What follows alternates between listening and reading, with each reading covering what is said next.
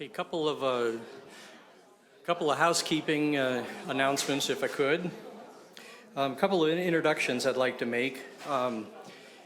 In the room, we've got Matt Pfeiffer, who's our township treasurer, and Jack Lovett, one of our township trustees. Appreciate you guys coming and supporting us, and I really appreciate the use of this room.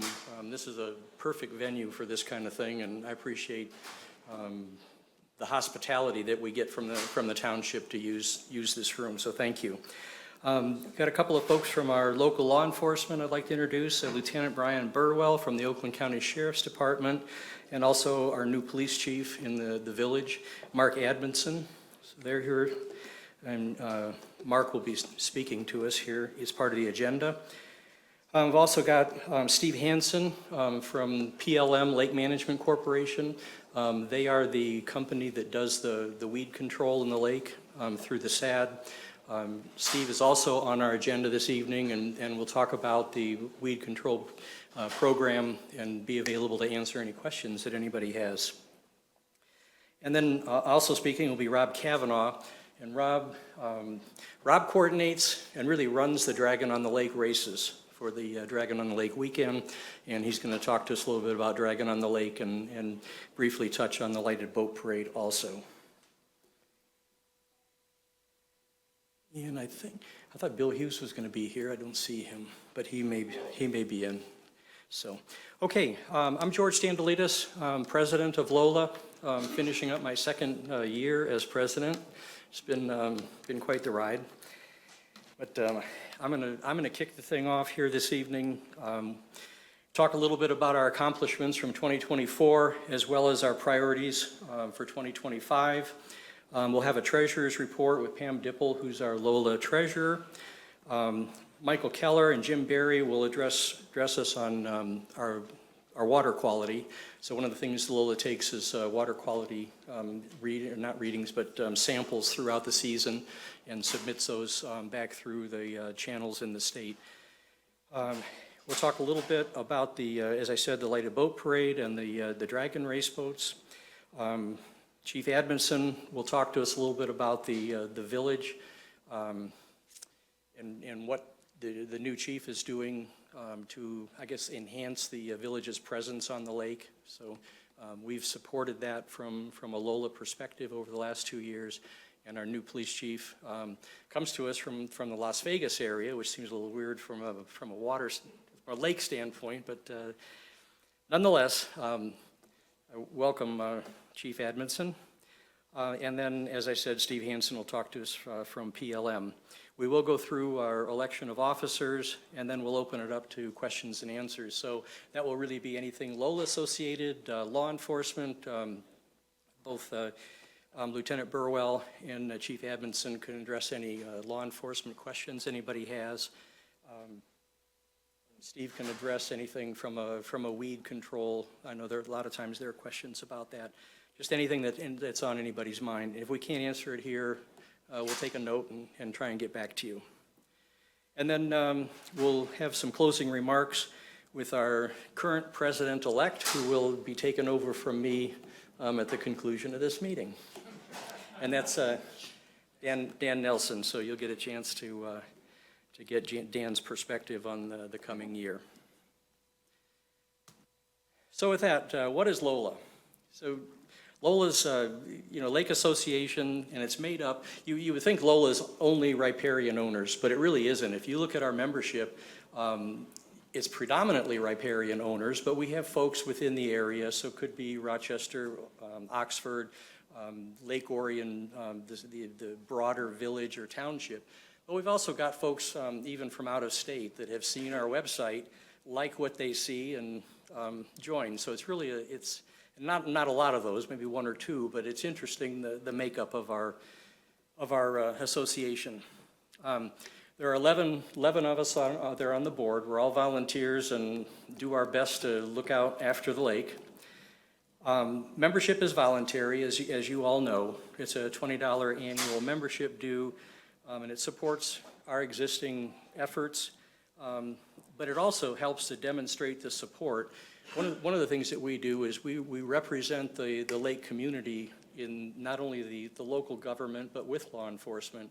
And so the membership becomes very important in that when we go to speak to folks, they always want to know, well, you're speaking for how many?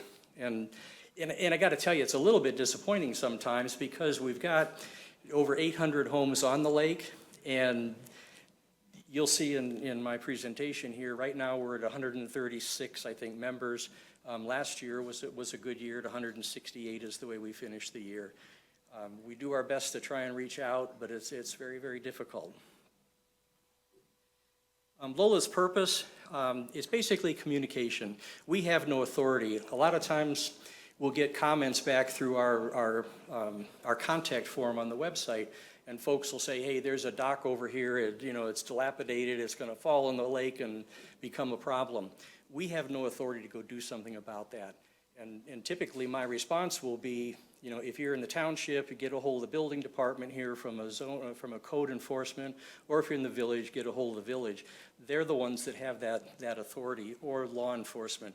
But oftentimes folks think that LOLA can go out and do something about that. We really can't. Our annual activities, everybody sees the no-wake buoys out there. We maintain those, we buy them, we refurb them, just part of what we do. We take the water samplings, and you'll hear more about that. We support the Dragon on the Lake. You're going to hear more about that in the Lighted Boat Parade. Water safety is a big one of ours, and one of the things we've done this year is we've kind of expanded from a safety standpoint to work with our local fire department, the Township Fire Department, and we've offered free CPR and AED training, and it's certified by the American Heart Association. We made donations to the Lake Orion fireworks. We've done that annually.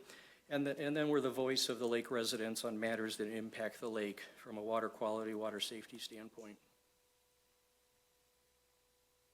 Our 2025 objective is build on the momentum from 24. 24, we really felt like we had a good year, and what we're trying to do this year is build on that momentum. Priority standpoint, membership, continue the membership drive from 24. As I said, we're at 136 as of this morning. So we're still, memberships are still coming in. It's kind of a constant flow, but very, very slow, I'll say. Communication, as I said when we talked about the purpose, communication is really LOLA's goal, LOLA's purpose. We're going to continue the LOLA newsletter, so hopefully you are all on our email distribution and you're getting those newsletters, typically coming from me. Continue to expand on our website, so that's something we really worked at last year. We refurbed the website, put a lot of information out there, so if you haven't looked at the website, please do. And then expanded use of social media. And then again, the water and boater safety, continued support and collaboration with the local law enforcement, fire and rescue, and the water and boater safety education. So if you haven't seen our website, lolainfo.org, this is the home page. I encourage you to go in and surf. There's a lot of information out there, a lot of links that will take you to water quality data on surrounding lakes, not only Lake Orion, but surrounding lakes. Just a wealth of information out there. Our membership form is there. It's all automated online. Contact form, if you have a question or want to contact LOLA, there's a contact form on there. Fill it out. It automatically gets emailed to us, and we're doing our best to respond. Social media, there's a couple of examples of some of the things that we've done from a social media standpoint. We do have our LOLA Facebook page, which we maintain. We do post on the chat room, and we do it very constructively. And we do some advertising in the chat room also for our boater safety classes, our CPR classes, so we're trying to reach out through social media. This is something that's new for LOLA this year, the CPR and the AED training. I took that, and it was very, very, it was actually probably my fourth time in my history I've taken it. You can never take it too many times. But this is something that our President-elect Dan thought about, got with our fire department, and organized these training classes. Very successful. We had two, one in March, one in May. And we've trained over 20 folks, and all received their American Heart Association certification. One of the neat things that I thought, and you'll see one of the pictures up there with the 3 young ladies, the folks that are in kind of the babysitting age take the CPR classes, which I think is really cool. And the CPR class actually had infant, I don't want to call them dummies, but I guess that's what they are, but trained us in the use, not only CPR on infants, but also the use of the AED on infants. So really, it was great activity, and something that we look to pursue additionally. Boater safety classes, last year we had 1 course, and then the boat club had 1 course, and collectively we trained 100 folks last year. We targeted the schools. We did, from a LOLA standpoint, we advertised at the 3 middle schools and the high school here, and I think about 90% of our participants were in that age group, so we felt really good about that. For this year in 25, we had one in April. We trained 21 participants. The boat club did one last weekend. There were 29 participants, and then we've got one scheduled at the library coming up on the 21st of this month. We got 50 slots, and right now it is full with a waiting list of 5. So again, really, we can't over-educate from a safety standpoint. And then we did bring some of the handbooks, the boater regulation, boater rule handbooks. So there, if you didn't pick one up, please do. Support our local law enforcement. We have had several meetings with law enforcement over the last couple of years, trying to work collaboratively on what do we think the safety, I'll say, issues on the lake are, and what can we do collaboratively to either educate or enforce, whatever it takes to keep the water safe. Talked about the boater safety course in partnership with the Oakland County Marine Division. And then this year we made our 2nd donation actually to the Village Police Department. Last year the police department identified some safety equipment for the boat, for the officers, that we donated money so that they could purchase that. This year, working with our new police chief, there was a need to send a couple of our officers to Lansing to learn.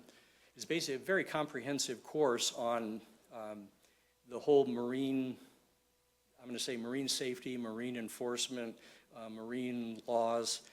It was a 1-week course. We supplied the funds to send those officers, working with the police chief. This is something that I'm really extremely excited about. And I blew it. I planned on showing a video at the beginning of this, and I forgot. I apologize, but I'm going to show it now. But let me show the video, and then I'm going to talk a little bit more about it.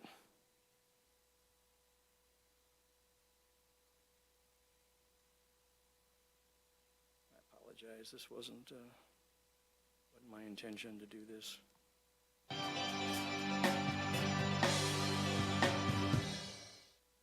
On this sunny morning in Lake Orion, young anglers from across the community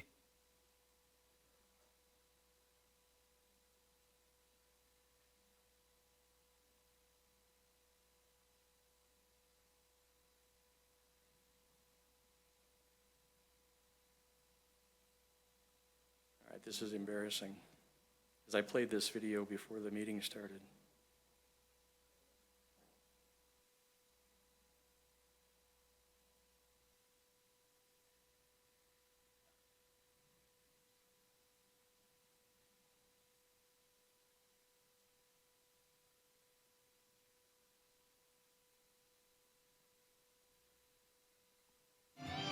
In one way, just get a cat. On this sunny morning in Lake Orion, young anglers from across the community have gathered for the very first Youth Fishing Derby. The kids are split into 2 competing groups, with ages 5 through 10 aiming to catch the longest bluegill, while kids 10 through 15 went for the heaviest bass.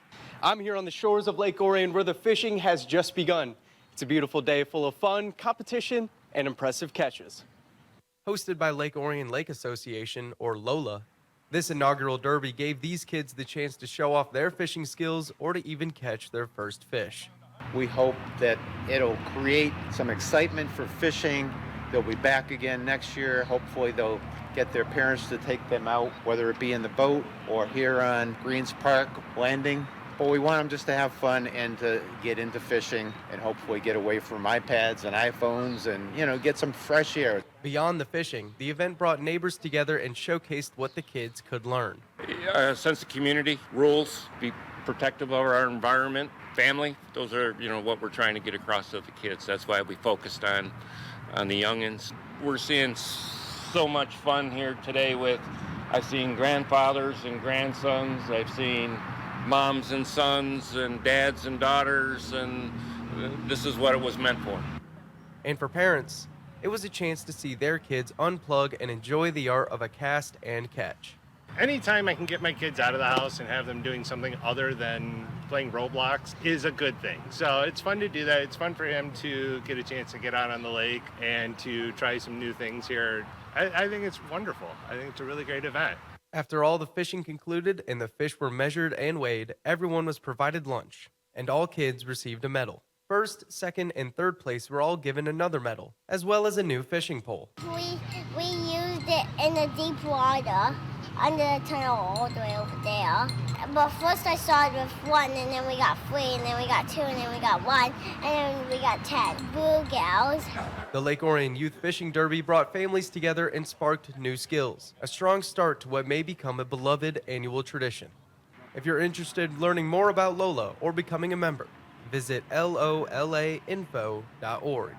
Lyndon Potter, ONTV News.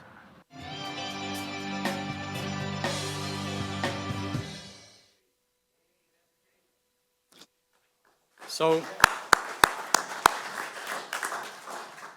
while I get the other presentation back up here, I got to tell you that Jim Berry, one of our new residents actually in Lake Orion, I think about 2 years, joined LOLA, got on our board, and maybe a year ago, Jim says, "Hey, we need some kind of a fishing tournament for kids."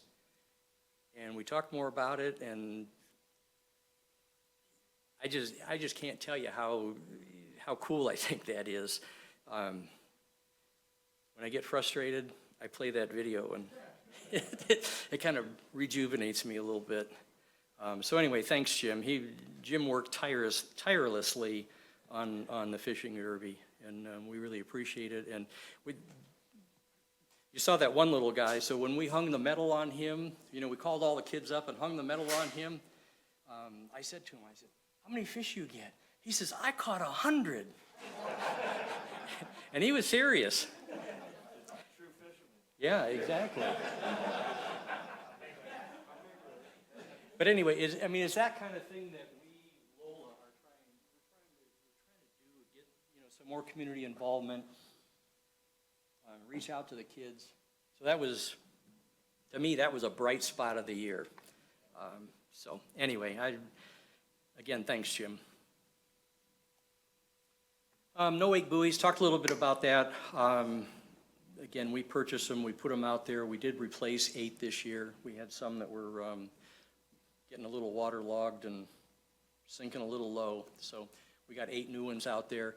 One of the things that I will also mention, so the buoys are expensive, the fishing derby, the classes, we offer to anyone. So you don't have to be a LOLA member. We really, we're looking to reach out, and of course we'd love for everybody to be a LOLA member, but we think it's more important to reach as many folks as we can. The $20 that we get from a membership doesn't cover anywhere close to what we do. Like you saw the $1,300 that we paid to have the police officers go. That comes through sponsorships. Really, is where we get the dollars to cover this. So the sponsorships are very, very important. And again, so the 8 new buoys, they're expensive. The $20 doesn't begin to cover some of those things. It's the sponsorships that we really appreciate. Dragon on the Lake, lighted boat parade. We LOLA provide the safety boat coverage for the dragon boat races. You're going to see a little more of that when Rob gets up. He can talk more about that. We kick the Dragon on the Lake weekend off on Friday night with the lighted boat parade. I'm sure most of you have seen that. Starts at dusk at Greens Park. And our goal for 25 is to increase the number of lighted boats that we have. Support of the Lake Orion fireworks, and I encourage everyone to please do that. Flare night's coming up. Please get your flares. I know you can get them down at Ed's Broadway Gifts downtown Lake Orion, and there's the laundromat on 24. They sell them there. And then if you, I'm sorry? They do. So there's a boat that goes around. You'll see them with a megaphone. You'll see the big fireworks flare night, or I forget what the banners are, but yeah. But I encourage you to get your flares and participate in the flare night. We LOLA donated $500 to the fireworks again this year. We've done that annually for as long as I know. So major concerns of our LOLA members. We get feedback not only just through conversation, but there's a spot on the membership form where we have the comments, and many people will put comments on their membership form. We also have the contact form that I mentioned earlier. We get a lot of feedback on there. If anybody has put comments on the membership form or on the feedback, the contact form, I hope that I've gotten back to you. I've tried to get back to everyone. And if I didn't, please let me know, and I will make sure to do that. But so the concerns that we get: lake overcrowding, keyholing specifically, and then the issuance of marina permits by the DNR. No wake laws. I don't know how to even explain that. I mean, no wake rules are pretty obvious. We have no wake buoys, but folks just don't understand what no wake really is and what the rules are. But or 100, yeah, and it just, I mean, to reiterate, so no wake means if you read the book, no wake means the lowest speed possible and still maintain maneuverability. So it doesn't mean you're not on plane. It means you're idling. Realistically, you're idling, and as long as you can maintain maneuverability, so that's a little difficult for a PWC. If you've ridden one, you know that when you're not powered, you don't have a lot of control. But that's what no wake is. The other thing that I would say is no wake is 100 feet, not getting to the buoy, but it's actually 100 feet beyond the buoy. So when you get to the buoy and you throttle up, you're not 100 feet from the buoy. So you have to be 100 feet from the buoy on both directions, approaching and leaving. So those are some of the common things I'll say that folks don't follow. High energy wake damage from the wake boats operating in high energy wake mode. We get complaints about that. Blight, I mentioned that one earlier. Fallen trees in the water, dilapidated docks, and then littering. If you live on the lake, you see the litter that we see out on the water. So with that, I'm going to turn it over to Pam for a treasurer's report. Like I say, with the questions, if there are questions, we're going to take those at the end. Pam Dipple is our treasurer.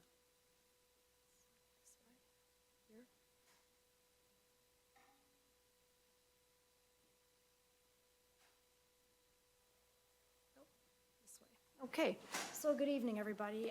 Again, George introduced me. I'm Pam Dipple. I do live on the lake on Bellevue. I do live on the lake near Bellevue Avenue, on Bellevue Avenue, so I am. If you prefer that. That's great. Thank you, George. Can you hear me okay now? Okay, thank you. Okay, George mentioned before that our primary source of income are our membership dues. You can see our sources: membership dues and donations, and where we stand year to date now.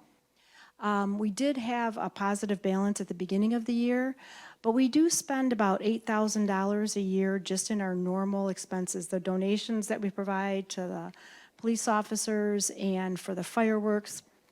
We do the water quality testing. You can see some of our other expenses that we have. We do have expenses associated with the lighted boat parade. The youth fishing tournament shows a lot lighter than what was spent there, only because this was through May 31st was this report. So we did spend a little bit more, we spent more than that. But when you look at it, we spend about $8,000 according to our budget each year. So when we see 136 members, that's not a lot. A lot of people are pretty generous. They'll add on additional funding to their donation. When they pay their $20 membership, they add a donation. So that's how we get the monies that we get there, is from that and from sponsorships. This year we've had about $500 sponsorships each. And this just shows you our performance in 2024. If you look to the far left, those are the primary categories for the expenses that we have. We did have a lot of purchase of new buoys in 2024. We don't expect that to happen again. We do expect to have maintenance and other things associated with it. We did have to do some barge repairs so we could install the buoys. So that was part of the expenses as well. When you look at the boater safety classes with the advertising and other things that we do, we'll be spending a little bit more on that. But you can see where our money is spent, and our budget is $8,000. To date, we've spent about $6,783 through today's date, June 12th. So we're close to that, and we've generated income, as I showed before, of about $6,000 so far this year. So that's where we stand. I don't know if anyone has any particular questions on this, but George said we'll save those till the end. I can bring this back up later if you do.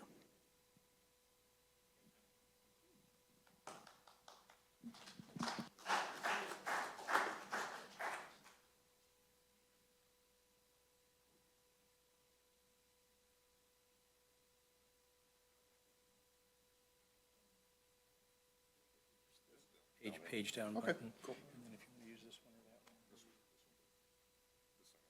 Hello, hello. Testing. Hi, guys. Almost a full room. Good to see everybody. Feels like I've been doing this for 8 years. Oh, I have. I have been doing this for 8 years. You probably see me up here. I talk a little bit every year about water quality. It's kind of a fun topic. I get a lot of questions. Talk to a lot of people through email. I talk to other lakes about their water quality, which is a lot of fun, especially Long Lake. And we're pleased to say we're enrolled for 2025 again. And we're also equally as pleased, we have another person's name up there. I think we've heard Jim Berry a lot tonight, haven't we? You got a VIP. But Jim has offered to step into the ranks of water quality and join the party, if you will. So we're extremely pleased about that. And it's great to have more resources for water quality. Because it allows us to do more things. And I think I just screwed it up. I think I did. I need help. Let me see. I'm not used to this computer. Oh, maybe I just got to go up. Ugh. Yeah, let's see. Do I just go up? Yeah, that's what I did. Okay, good, easy. Okay, so I'm going to talk a little bit about, if you don't know what we do, a little bit of history. We're in the Cooperative Lakes Monitoring Program. Again, we've been doing this a long time. It's an excellent program that all of Michigan can enroll any lake. It's through Eagle. I think most of you have heard Eagle by now. They're a popular thing based out of Michigan. They work in cooperation with Michigan State. We'll say that. And it's extremely informative website, so we'll talk about that in a minute. So for all the newbies, what do? We take, it's going to get a little sciencey here, but we take spring and fall phosphorus samples, and we also take Secchi disc readings biweekly is water clarity, and of course the monthly chlorophyll samples, which helps define the character of the lake, which is really what that does. So why do we do this? Why bother taking samples, measurements? Really what it does, when you take data, I'm an engineer by day. In data, you need trend, a trend analysis. How does that lake do last year, the year before, 5 years ago? to really understand how our lake is today. That's a really important thing. So again, we develop lake data, and again, if we think our lake has a problem, looking at the data, it kind of helps lead us in the root cause that could be, causing a problem, whether it's water runoff, who knows, weeds, this and this and that. But that's an excellent tool, one piece of the pie that helps us develop, root cause. And again, we mentioned the historic database. You can go 10 years and look, and it actually, it gives you a chart for you. It plots it all out. You can see, last year it wasn't so good. This year, water clarity is very easy. Last year the water was very clear. This year it doesn't seem so clear. Is that bad? It's not bad. It's data, and you look at a trend over time. So those are just a couple of small things. I'm going to encourage everybody. I'll talk about the website, but that really expands the horizon of what we do. You can inform yourself. George mentioned you can go to Long Lake. You can go to one lake very similar is Lakeville Lake up there. You can look at all these lakes, and you can actually compare all the data and see where we stack up. And we stack up pretty good, to be honest. And it's not black or white when you say, okay, the data says this, but what does that mean? Well, it's data. Again, in different measurements mean different things.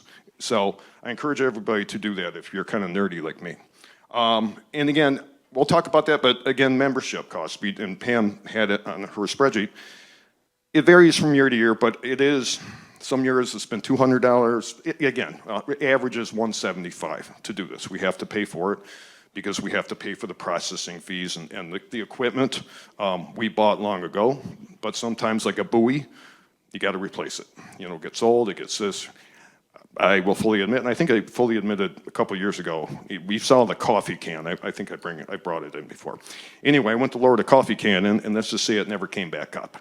So had to purchase a new one, and some of the stuff isn't cheap, but we try to keep it in good shape. It generally lasts quite a long time, unless you drop it like I did. Anyway, let's go to the next slide and talk a little bit.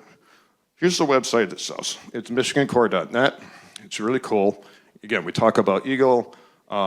It just talks a lot of things about lake health. I mean, there's just a ton of information on there. I couldn't even begin to scratch the surface. But this is where we enter our data. You can view the data, download data, compare all your lakes, and it's just, this is, like I said, barely scratching the surface. It's got so many different things that if you spent 10 or 20 minutes on, you'll be like, wow, this is really cool. There's a lot of information here I didn't know about. And again, if you want to check it out on you've seen this already with our Lake Association website, you go there, you go to the right, you go to testing results, you scroll down, and go to testing rules. Yeah, and then also what's a great tab, and I want to talk about this real briefly, is weeds. You can report invasive species. I want to focus, now that we have Jim on board, it's kind of leading the charge in the water quality, water samples. I really want to focus, and this is where I'm going to need you guys. I want to focus on weeds, not to be confused with weed. That's different. Weeds, plural. Plural. We can focus on that too, but that's, no, I'm just kidding.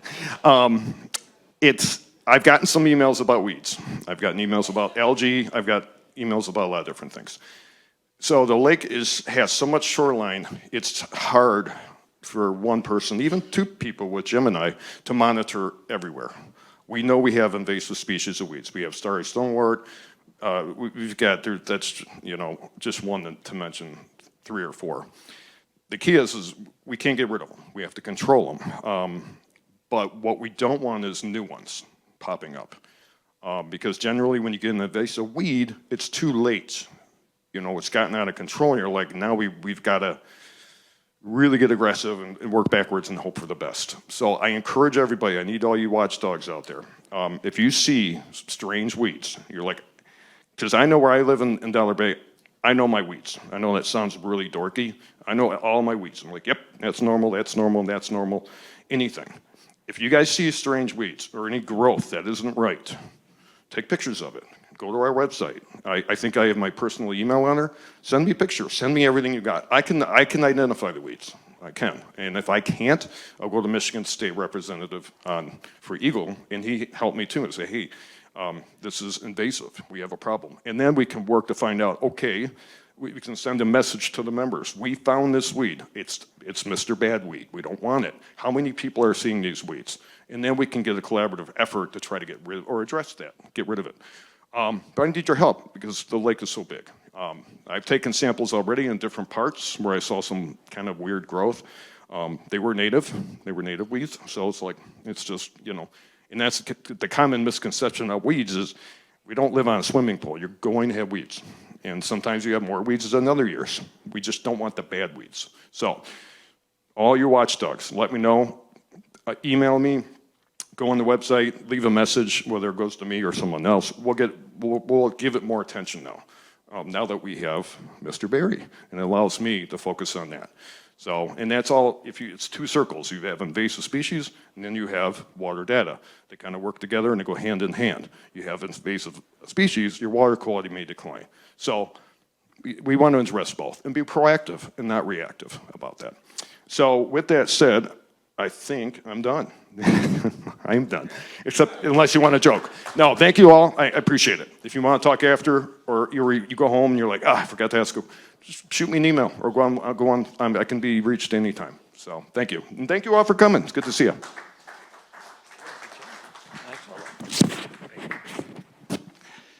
Hello, everybody. Wow, what a great evening on the lake last night. Was anybody out there on their boats last night? Yeah, absolutely beautiful. So thanks finally to Mother Nature for bringing summer, because I was, for a while there, I was skeptical if it was going to ever arrive.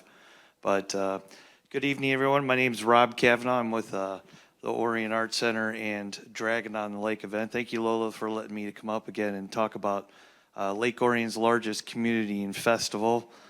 This year's Dragon on the Lake Festival is our 16th year, believe it or not, here in Lake Orion's largest festival.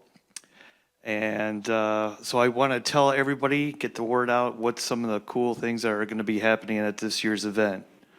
So we've got, again, the purpose of the Dragon on the Lake event. It is the major fundraiser for the nonprofit, the Orion Art Center, the little art center over by the Payne Creek there. So the proceeds of the entire event help go to fund the operating costs, fund art classes, and fund youth art scholarships. And it really makes a difference here in northern Oakland County to the Orion Art Center. So if you haven't been there, please go check it out. But this is our main fundraising event. And so it's all about bringing awareness and arts to the community here in Lake Orion. It's going to be held in the downtown Village area and also in Greens Park on the lake. With the Arts and Crafts Fair Marketplace is starting Saturday from 10 to 8, Sunday 10 to 6. So over 150 artists, crafters, vendors selling their beautiful creations, custom artwork, high quality. So come out and check it out, bring your wallet, and buy some nice art and meet some of the artists here in town. The Dragon Pub, well, anybody can just throw a beer tent up, but the Orion Art Center does it with class. They throw the town mascot in the center there and do the Dragon Pub. Of course, the square pegs are going to be there again this year. What would Dragon on the Lake be without the square pegs on a Friday or a Saturday night? So there's going to be some other additional music artists, so check it out. Check the website out as we get a little bit closer as the schedule for the artist gets solidified. We've also got plenty of fresh, ice cold drinks all night long there. The Kids Zone, it's not only for adults, of course it's for the kids. So bring down the kids, the grandkids. They'll be all day long Saturday and Sunday, 10 to 4, and crafts and live entertainment in Children's Park. The Tiki Bar, one of the new additions the past couple of years. You got to come check that out. They got swings. You sit right there at the bar, have a nice Mai Tai or a Long Island iced tea or a micro craft beer, and enjoy it with your friends and neighbors. So come on out then. That's all Saturday and Sunday. And that's also where the Dragon Boat Award ceremonies are going to be. Chalk art, one of my favorite things about Dragon on the Lake Festival. is the art that is done by all the youth, adults that's done. It really paints the town. And even after the event, when you walk through the town for the following week, you can see all the beautiful chalk artwork that's done by the many talented artists that come from all over the state of Michigan to do the artwork. So, well, that's just kind of some of the main events, but we've also got a couple other events. The lighted boat parade. I don't have a slide for that, but George already gave a precursor to that. It really kicks it off Friday night. Absolutely a fantastic event. It really wakes up the town. The fire-breathing dragon leads the lighted boat parade around the lake.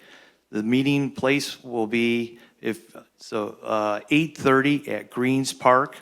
So when the Facebook posts start coming out, make sure you share them with all your friends. $20 registration fee. Come on out. And if you can't do a lighted boat and build a lighted boat yourself, have a party at your house, invite your neighbors and your friends and the people across the street and relatives to come on out and cheer the dragon on at the dock. And the more kids and people yelling at the dock water, the closer the fire-breathing dragon will come to the dock. So just letting you know. And since this is a fundraiser event, you can donate a little bit of money to the LOLA, and the dragon will get even closer. So maybe even make a stop. So keep that in mind. All right, there we go. Confirmed from the captain there, Gino. Excellent. So I got to talk about dragon boat racing. This is my 15th year of doing Dragon on the Lake dragon boat racing. The dragon boat racing will be on Saturday. We'll have practice in the morning for all the dragon boat teams. If you're thinking about ever getting a team together, let me tell you about it. It's basically authentic Chinese dragon boats. They're from China. It seats 20 people, 10 paddlers on each side, and in the front you have a coxswain yelling out the orders, beating the drum, the cadence. In the back you've got an experienced steersman, which we will provide, so you need to know nothing about dragon boat racing. We'll teach you it all, because on Saturday we've got a professional coach that will walk your team through the one-on-ones of dragon boat racing. And last year we had a team that came in second place and was one of their first years of doing it. So anybody can win. And this year, last year's winner was on a mission from God, which was a combination team from St. Joe's Parish and also Christ the Redeemer. So they're going to be coming back to win their third consecutive trophy. And then the trophy, if you win, you get to come home with this 80-pound, beautiful, hand-carved dragon cup. And it is absolutely quite a marvel. So it will come on down. And if you're not on a dragon boat team and you say, Rob, I can't get 20 people. I can only get maybe 4 people. Well, on the Dragon on the Lake website, you can go there and when you can just sign up. And we are taking small groups of people. If you're just a single paddler, we'll get you on a boat. Okay, so we have a philosophy that if you want to paddle, we never turn anybody away. We'll get you on a boat. We'll take all the singles, 5s, 4s, put them all together as a team. And it's a great way to meet your neighbors and new friends in the community. So that's a little bit about the dragon boat racing. So the schedule is Saturday's practice in the morning. Saturday afternoon, we have the high school team. So this is something we started 3 years ago. We had 5 teams last year from Lake Orion High School. We reach out to the boys and girls at the high school, and it really is just a great team building event to come on out. And it's really pretty cool to see the high school soccer team go against the varsity football team and the girls volleyball and cheer team. Boys and girls out there rooting it on. And the last 2 years, the boys varsity soccer team beat the football team.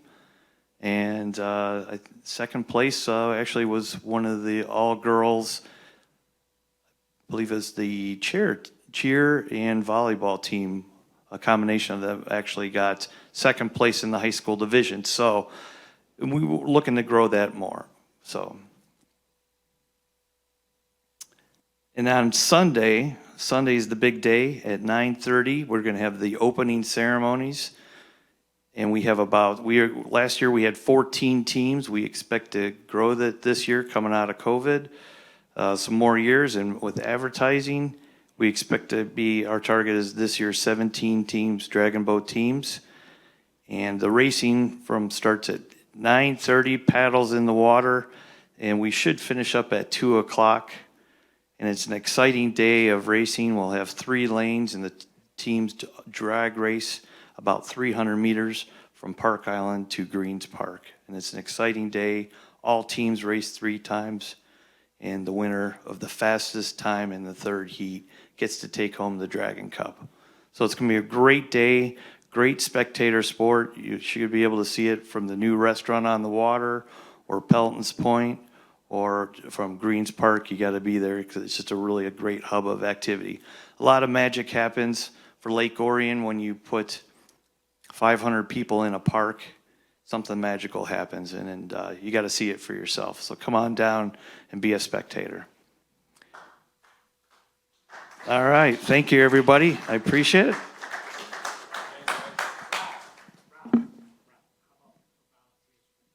Yes, thank you very much, Dino.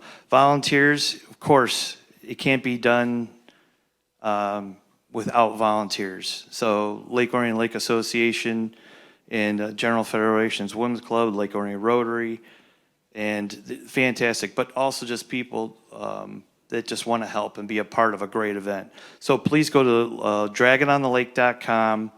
There's a volunteer sign-up sheet. Please try that and sign up and give us a call. So thanks again. Thank you, Lola. Appreciate it. Thanks, George. Thanks, Rob.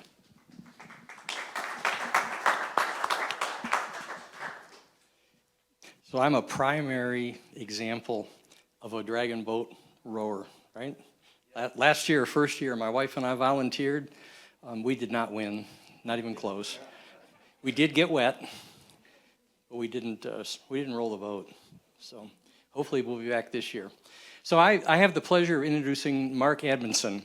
Mark is our new police chief in the village. Comes to us from the Las Vegas area, actually.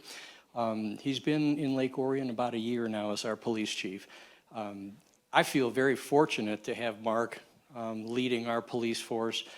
For those of you that don't know, I was recently elected to the village council in Lake Orion, and have had the opportunity to work with Mark for the last 6 to 8 months.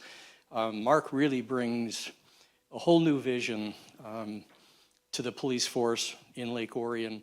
And I think, Mark is, with the work that Mark's doing, is really bringing the Lake Orion Village Police up to I would say a very admirable level. So I really appreciate Mark. I appreciate you being here, not only in Lake Orion with us, but also coming to speak with us tonight. Mark came to us with his young family, set up roots here again. I think you were here before, early on. But anyway, welcome, Mark, and look forward to your comments here. I already got it. I got you. Oh, George, I know how you run meetings. Don't worry. You don't have to explain that. I got you. Right. So anyways, first I want to start off, thank you, George, for the introduction and the kind words. I want to introduce myself to you, the community, because a lot of faces I look in here, I've met you, several of you in here, but I don't truly know if I've met everybody in this room. So my name is Mark Amundson. I came originally, my whole family was born and raised in Livonia. They graduated from Livonia school districts, and as I got older and I went to high school, I ended up graduating from Novi High School in Oakland County, and then moved out to Commerce Township in White Lake area. I worked at Waterford Summit Place Mall for a long time, which I recently found out is gone now, and that was kind of, yeah, and the Palace is gone too. I found that out the hard way when I was driving by. So I ended up going out to Las Vegas right after, a couple years after high school graduation, and I moved out there in '97, so 28 years out in Las Vegas. Got into law enforcement out there. I ended up hiring on with the Henderson Police Department. It's a suburb of Las Vegas, Population's about 450,000, just southeast of Las Vegas. We had about 600 road officers, and then we had a corrections and a jail as well as a dispatch. Then I spent my career out there in a lot of violent crime units and detective units and task forces, and seen a lot of things in my career, and have 2 young children, and that's just not a place to raise a family. And so when I was eligible for retirement out there, I said, hey, I'm going back home to Michigan, and the school districts out here are so much phenomenally better. You know, I just recently looked up our budget for our school district back in Vegas, $4.3 billion budget for our school district. Yeah, with a B. That's how large that school district is. And as we all know with large governments, the larger it is, the more children that get left behind. And it's also the 49th or 50th worst school district by state in the United States of America. So I made the conscious decision with my wife. My kids are not going to be raised in Las Vegas. It's a great place to visit. It is not a good place to raise a family. So we started looking for a job. I started looking for a job out here. I came on Lake Orion and then planted roots down. I have a kindergartner and a 2nd grader. So I'm going to be here at least until my little girl is 18 years old. Mainly because of medical and health insurance, but that's another story. So I came out here, took over the Lake Orion Police Department almost a year now in July. And I'm going to be as transparent and open with you guys as I possibly can be. I want you to always know that I'm not a politician. I will always tell you the truth. Sometimes I run my mouth, and I probably shouldn't, but that's just the way sometimes it needs to be. I walked into this police department that was on literally life support. And I'll tell you, if it wasn't for probably the Oakland County Sheriff's Department, it just kind of holding it together until we could get established, it wouldn't have made it. And it was, and literally I walked in my first day and I felt like I walked in a time machine. Like a police department from the 1980s, a Hill Street Blues, or, you know, some old cop show. And, you know, just with all of their, you know, I hate saying, hey, where I came from and all that. I know that gets really old really quick, so I consciously avoid that. But where I came from, we were very progressive. We had, you know, a $200 million budget. We had the best of the best when it came to technology and policy and procedure, and the most well-trained officers, you know, on the West Coast, probably in the United States as well.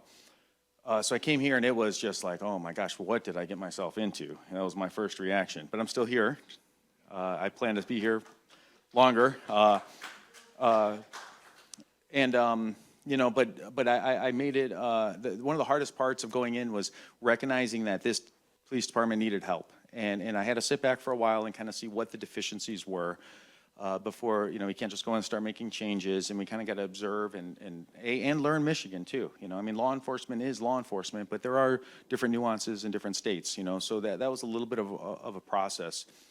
One of the biggest, I'll tell you, problems, I'll straight out say problems, is my police department operated kind of in a silo, where it was LOPD or bust kind of thing. And you know, that does not work in public safety. You know, so one of my primary goals was going out and meeting people and just tearing down those walls and tearing down those bridges and building these positive relationships. And that was so imperative because LOPD has an extremely important place in this community. We offer things and we have such a one-on-one personal connection with this community. It's needed, but we are a small cog in the public safety wheel. I mean, there is a lot of things our sheriff's department offers us and our state police offers us that we have no ability to do. And without that partnership, we're going to struggle.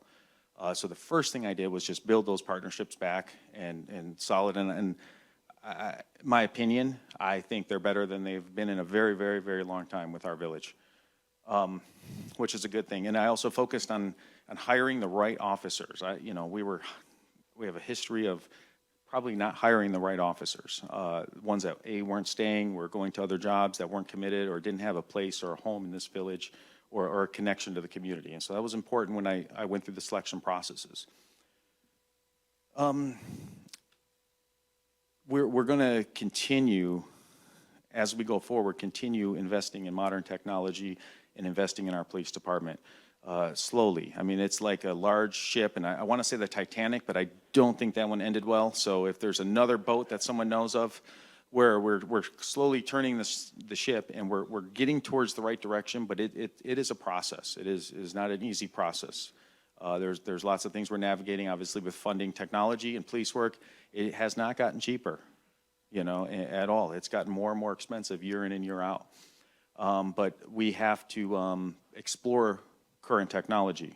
I'm currently looking into stuff like license plate readers for the village. I'm looking into the camera systems at our downtown events, with some grant funding in our parks, Greens Park, especially, and also Children's Park. And I want to also focus is the officers in the past just kind of went out and did police work. What does that even mean?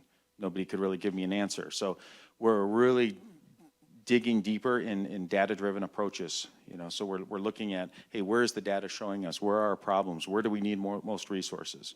Obviously, when we have conversations like this, there's stuff that comes up on the lake. When we have conversations with the business owners downtown, there's other stuff. So, that plus where our actual data drives us. So we're focusing on putting our resources and our money where our mouth is, I guess, and focusing on where the data says, not who the loudest voice is in the room, not who complains about the most. It's where is our data showing us that we need to focus on. The other thing is I found is in the village, the history of our enforcement was very hit or miss. So as we're developing these policies and we're doing training and we're reaching out to the community, we're making sure that things are fair and consistent and transparent on every single process that our police department and our code enforcement does.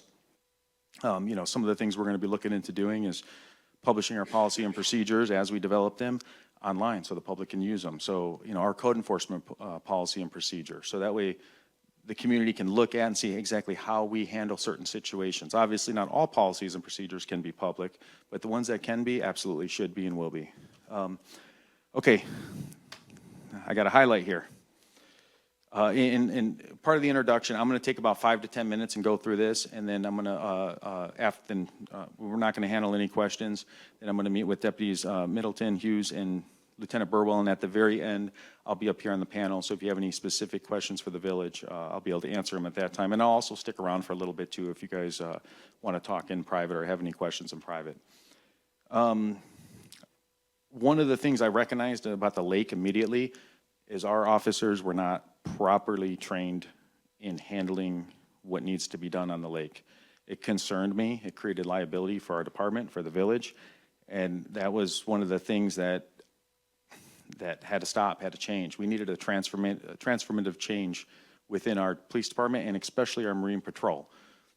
So I had conversations throughout the months with Dan and George, obviously, about the Marine Officer Training School, and that's a great start. And let me say, start. The Marine program is not just the training. There's a whole lot to it. And keep in mind, the LOPD Marine, we're steering it that right direction, but we are still limited in our capabilities compared to, like a search and rescue unit or anything to that degree.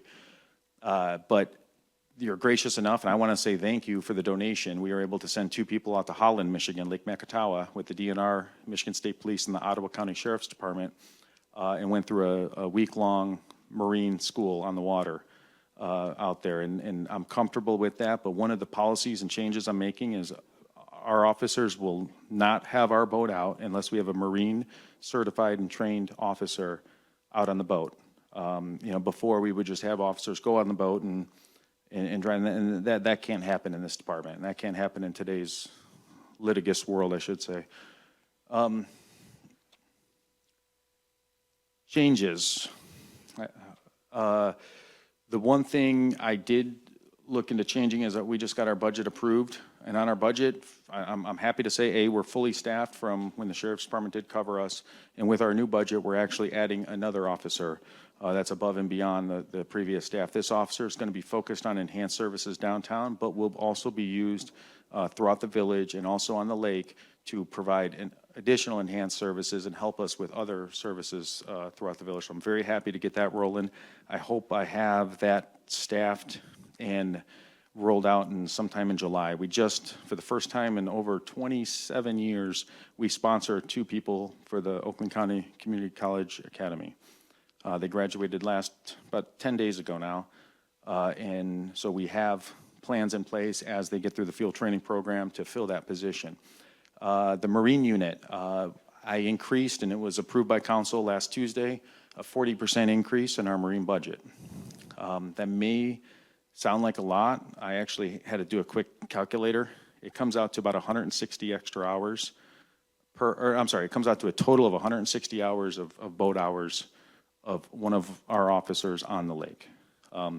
About 25 days per year on 6-hour days. Now, granted, we're starting here in June through, maybe October-ish. So it's not a full year, but it comes out to a couple days a week throughout the year. But that's why we've been in real tight coordination with the county sheriffs to kind of mirror our schedules and work together. And when I don't have one of those Marine deputies on there, you will also see us riding on the Oakland County boat as well, just to further cement that partnership. And honestly, we could learn a lot from them. And I'm not one that's going to not admit that. We need to learn a lot from them.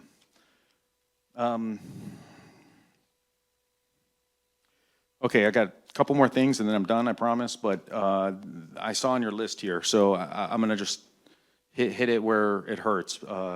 Enforcement. 2 of the things that are on my radar with the lake. One is the marinas, the key holding issue. Obviously, I've been in a lot of these meetings.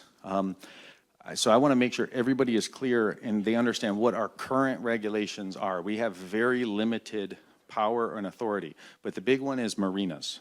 So I've had this conversation with George, but if we have there's only one place marinas are allowed in the village of Lake Orion. Now, I cannot speak on the township, of course, and that is in the mixed-use district. What is the mixed-use district? I brought a map if anyone wants to see it afterwards, because this has kind of been my best friend when I'm learning these zones. But the mixed-use district is on 24 and pretty much most of the lakefront property on 24. That is the only place in the village that a marina is allowed. There is no marinas allowed in the residential lake area. So I've made it clear to George and anybody else that if we have evidence of a marina being operated in a residential lake area, that is something that we will investigate. Now notice, I don't know what the end result is, but it's something we will investigate. Now, one thing about doing an investigation is easy. Being able to prove, that's another thing. Now, I want to make it clear, what is a marina? The thing that defines a marina is that you have to be receiving goods and services in return. So if you're renting out a boat slip, that would be considered a marina. If you're letting your family member use or a friend use your boat slip, that is unfortunately not considered a marina, even though that could cross into the definitions of keyholing, which we've talked a lot about. But that currently is not a violation of any zoning regulations in the village of Lake Orion. But if you are aware of anyone renting out a dock, please report that and we will start an investigation on it. Secondly, the second thing I want to stress to you is it's been brought to my attention by several people that the docks we have permits for at Pelton's Point and also at Greens Park. There's 6 docks and 6 docks, so 12 docks total. That we've had a lot of people parking their boats there without getting a permit. I'll tell you, that is going to be heavily enforced throughout the year, and we have some other administrative plans that we're working with our partners at the Sheriff's Department as well on that. But just so you know, in our village ordinance, for the first offense, it's a $100 fine, and the second offense is a $500 fine for parking there without a permit. So I want to start getting that message out now and early that we will be enforcing those docks as far as the permits go. I want to say, and then I also have here printed out the definition in our zoning ordinance of marinas, if anyone ever wants to see that. But that's all I said. Like I said, I'll be with our sheriff partners later in the question and answer, and I'll also stick around later if anyone has any direct questions for me. George?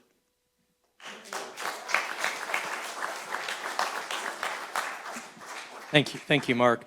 And again, I think you can see the quality of the individual that we have here for our new police chief. I'm thrilled to have Mark as leading our force.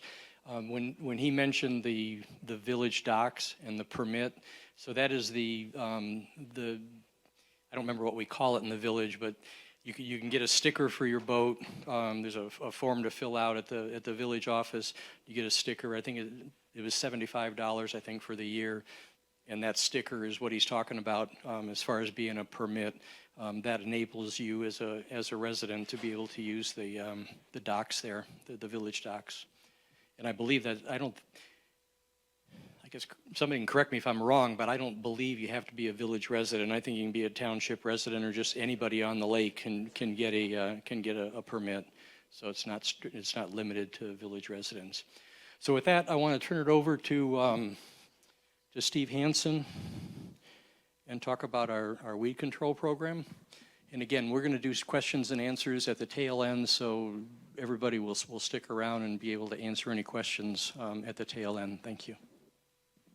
Thanks, George. Thanks for having me again.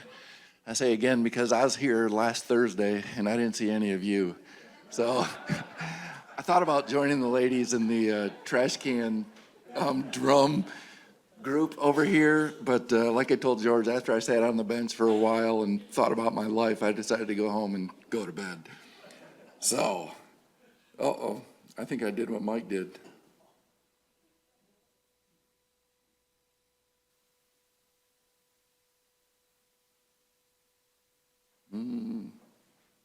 Oh, okay, it's up there, good. I was here last year, and I apologize if you were here and you saw the same thing. I added some data, but I wanted the opportunity to talk about a few things, and what makes it worth the hour-and-a-half drive is being able to answer questions. So I will get through this. Mike covered some of the stuff a little bit in the water quality talk that he gave, but do I do the up or down button? Down. Okay, thank you. So I'm Steve with the Lake Management Company, PLM Lake and Land Management. We've been working on the lake for many years. The goal of our management program is to preserve and protect the ecological, aesthetic, recreational, and economic value of the lake. And we do that primarily by managing invasive aquatic plant species. Mike talked about a couple, but Eurasian water milfoil, curly leaf pondweed, and starry stonewort are the major species that we manage. We also do other things like the water quality testing. We do vegetation surveys. We are also on the lookout for new invasive species. There's a bunch out there that haven't found their way into Lake Orion yet. They most likely will. There's things that we deal with on other water bodies all the time, and we're finding new species. So I want to I'll quickly go through the water quality data and the aquatic plant data, talk about some of the ways that we manage, decisions we make when we're thinking about managing the aquatic plants, and it looks like we'll be doing the questions at the, okay, keep my fingers off of that.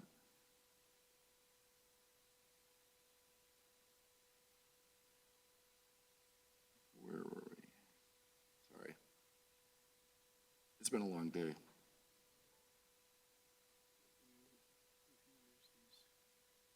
No. Yeah.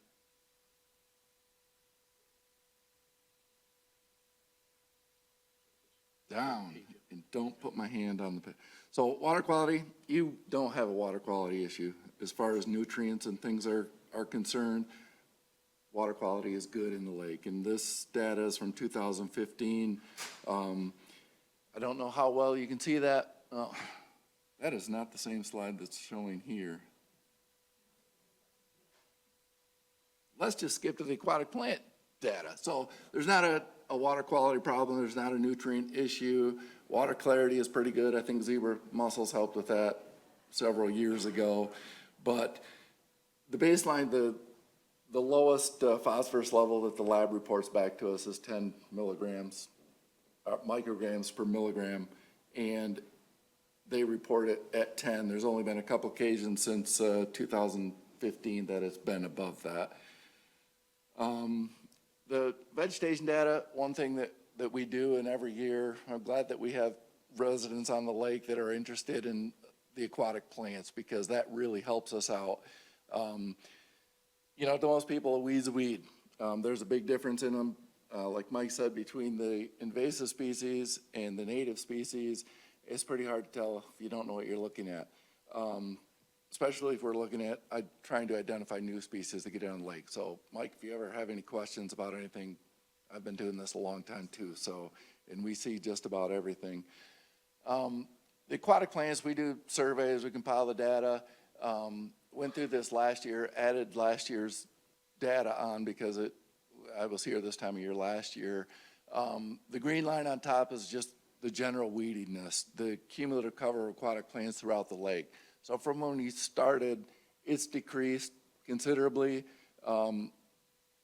And it's at a level now where it's really good. Having that somewhere between 40 and 60% cumulative cover is what all the fisheries, I'm a fisheries person by training. To have enough aquatic plants to provide habitat in all of the benefits to the lake. They produce oxygen, they reduce wave movement, sediment resuspension. There's a lot of good qualities to aquatic plants. So if you want a swimming pool, we're not the company to do that. We're trying to manage the bad plants and encourage the good native plants to grow. There's a couple, starry stonewort was really a big problem years ago. It's been knocked down drastically. It's still present, but it's not the issue that it was initially. Other things, Eurasian water milfoil is another main species that we deal with here, and it is at the control level. We're not going to get rid of it. In fact, as they're finding out more about Eurasian water milfoil, it hybridizes. Just about every population we sample, it's a hybrid now.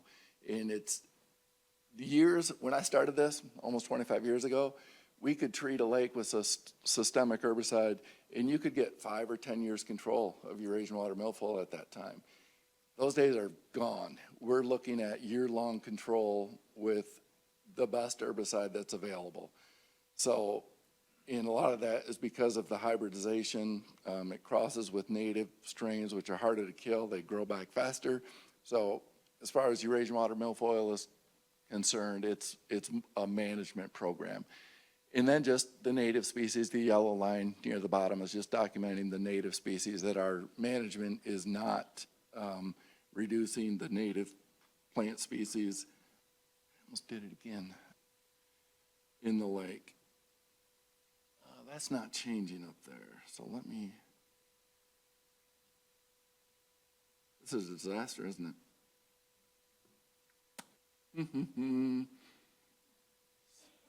Let me go back up. I think I see what the problem is. If you just use the arrows. Well, let me go up to slideshow.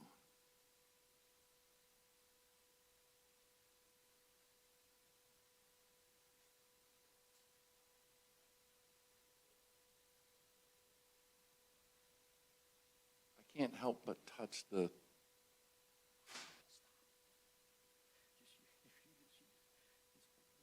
Okay, it's still not showing the same slide. It's up there.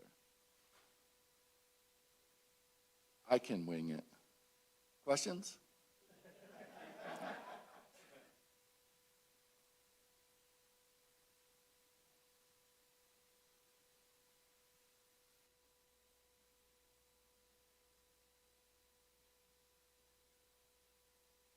So, on another note, I talked to a DNR guy, said they're going to be out on the lake electrofishing tonight. So if you see boats out there with lights, looks like an alien craft. Oh boy, we're getting further and further away. They're going to be out doing fish surveys tonight, electroshocking. And we are going to be on the lake Monday. And I want to just take a minute. If you see our guys out there, be nice to them. One of our long-time employees, over 10 years, if you've seen our guys on the lake, you've probably seen him. He was diagnosed with leukemia a couple weeks ago and has been hospitalized since then. So everyone has been trying to pick up the slack. He was a workhorse, and we're wishing the best for him. But, okay, don't touch anything else. Aquatic plant community, some examples of the exotic species. On the top, Eurasian water milfoil, curly-leaf star, I'm sure you've all seen those. And then some of the common native species that are in the lake. Different techniques for management. I get a lot of questions. Sometimes people ask, why don't we do this? Why don't we do that? Depends on the species that we're managing, where they're located. A lot of the exotic species you really don't want to harvest because fragments produce new populations. I had someone actually call from the lake, and I hope he's not here tonight, but asked if he had a petition go around the lake if we would kill every lily pad in the lake. I said, no, but not only is it illegal, but that's not our goal here. Get a lot of questions about herbicides. An update as far as that goes, because people always ask, is it safe to swim? Is it okay if my dog goes in the lake? You have a multiple year permit right now through Eagle. When that permit expires, there will be no requirement for swim restrictions on any treatments that we do anymore. In fact, the Marina Park Estates, their permit expires this year. Next year, when we get a new permit for them, we don't have to put a swim restriction on any treatment that we do there. So none of the labels, the EPA labels for the products we use have swimming or water use restrictions as far as being in the water, things like that. They do have some irrigation restrictions that are greatly overstated, but the swim restriction, the 24-hour swim restriction, we're still trying to figure out how we're going to deal with that because we don't want people in the water when we're spraying. And some of the products like Diquat bind to sediment. So if you're in there kicking around in the mud, you're going to deactivate the product. So we still might say 24 hours or during time of application, but that will be changing in the near future.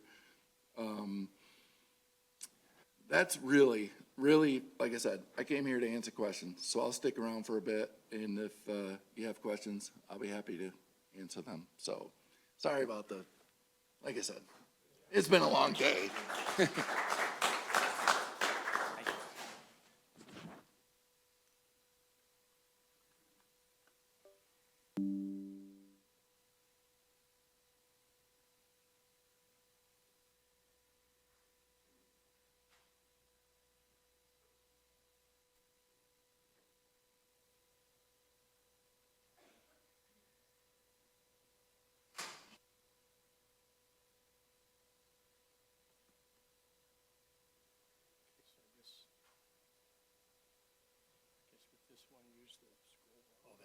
What could possibly go wrong? I don't think, that one doesn't look like it's, Okay. I have that deactivated, so Okay. you're gonna have to use the touchpad. What could possibly go wrong now? We went from touching the slide and this. Okay. Good afternoon. My name is Brian Burwell. Excuse me. I'm a lieutenant with the Oakland Sheriff's Office. I oversee the Sheriff's Technical Support Group, which is where our Marine unit, search and rescue, and a lot of our specialized units are housed in.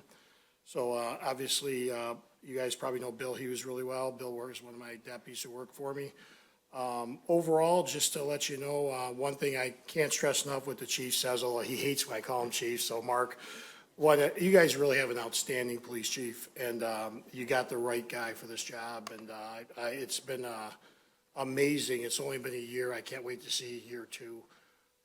The relationships have developed, and it's been a great work relationship, and that's what law enforcement is about: is teamwork, is working together. And with any of the services the sheriff's office offers, our Marine Patrol is obviously one I get a lot of questions about. Although come October, November, nobody seems to come and talk anymore to me until next year, and then I hear about the complaints. So I like talking about safety all year round. I'm very passionate about search and rescue and the services we offer. Things that people don't realize is the sheriff's office maintains a search and rescue team. It's comprised of full-time members of our sheriff's office. We don't just dive, we do a lot of other disciplines. And we're a 24/7 unit. We're available 365 days a year. I'm going to try to make this work just with a couple slides that would be interesting for you here.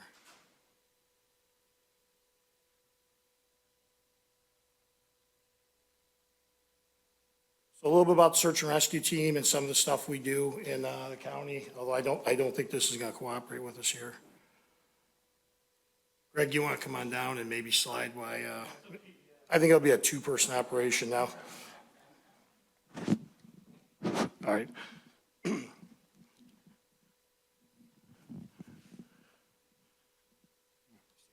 Something. Yeah, he's got to get a slide there. But a little about the sheriff's office and a lot of the things we offer here. Obviously, we have a lot of contracted patrols, which means we have communities that have elected to put sheriff's deputies on the lake. We also have general patrols, which are countywide. Those are separate from our search and rescue assets. The Marine grant is something the sheriff's office gets. I can tell you the state has cut back tremendously on search and rescue or on Marine funding, so it always becomes challenging. The Oakland County Board of Commissioners have stepped up and provided a specialized grant to the sheriff's office for Marine patrols. The county commissioners really did an awesome job on making sure we had funding there, and the commissioners were very supportive. This was our last year on this grant, so we're hopeful the commissioners will choose to renew this grant. It targeted high priority lakes, which Orion, Lake Orion is a high priority lake. I'm often asked, where do we have problems on lakes? And I say, if it has a public boat launch, I'm gonna have problems. So there are problems throughout the county. We have a lot of waterway we cover. So these are the units that fall under my command at the sheriff's office. The drone unit, our mobile command, mobile field force, Southeast Dive we'll talk about. You can go to the next one there. I'll just keep going through. Obviously, all these resources fall under us. Our use for search and rescue. We're going to skip ahead a little bit, just saving some time. A drone unit is something that we deploy in search and rescue all the time. Real quick, hold up there for a second. Go back down for the bloodhound. Sheriff's office is now deploying a bloodhound, which is also trained as a cadaver dog. This is something we do use when looking for people in the water or on land. We also have a wide area search team, so if people are suffering from memory care needs or special needs, we have officers that go out, train in wide area search, and try to locate those persons. And we have a whole team that comes out. That's a countywide asset. That's always available to everybody. One of the things I'm extremely excited about is for the first time ever, the Sheriff's Search and Rescue Team has opened up to outside agencies to participate. So the Waterford Police Department now has an officer embedded in our Search and Rescue Team. We'll talk about Metro, who we're extremely close with. Metro Parks has 4 officers assigned here. The Troy Police Department is now assigning an officer. Milford, Auburn Hills, and other agencies within the county are looking to put an officer on. So this will be a county-wide team that brings in officers from all different jurisdictions, which will always help with responses. So that's something we're really excited about because partnerships are so important. And working together. And that's one of the things I really like what the chief has done is saying, hey, can we work together? Can we get on the boat together? Can we get out there? Because in a rescue, all things have to come together. We work really closely with the fire departments, both the Oakway group and the Mavis group. Continuous meetings there. The Oakland Sheriff's Office on our search and rescue team. We're embedded in the emergency management team at the county. We have 2 officers assigned to that. And it's all about working together. We'll talk a little about our rescue specialists. Go down just a little bit. A lot of different functions there. Keep going down there. Real quick here, victims don't pick when they're lost, stuck, or hurt. Therefore, they can't schedule this during our 8-hour shift. So search and rescue is a very big commitment. We keep those officers on call 24/7. We always have a couple officers on in the county. Most of the search and rescue members have assigned vehicles, so they respond from home or wherever they're at. So, we also talk a little about the Southeast Dive Group. Go ahead and shoot down a little bit. Right there's our good. Within our search and rescue team, again, we're at about 25 members on the team right now. We have what's called Strike. The members of the Strike team are trained in multiple disciplines. That's our first line. They'll go out. If an emergency occurs, we get a Strike team going immediately. And additional officers will follow. Greg is one of our Strike members who's on search and rescue. Go down one more time there. Again, we assist multiple departments. The Oakland County Sheriff's Department also teaches a human tracking class with the United States Border Patrol. We were trained by their mountain disruption team, which is the best of the trackers. And so if someone's lost, we can look at footprints and determine where they're at. Once we get someone's stride, we can then determine where that person's going. This is really imperative with persons with memory care needs who leave a residence, walk out of house in the middle of the night. Night vision, thermal cameras, all that are deployed with the persons. Go ahead and hit that. A lot of times when people leave, it's stuff you don't think of. When, time, everything we do in search and rescue is about seconds and about minutes matter.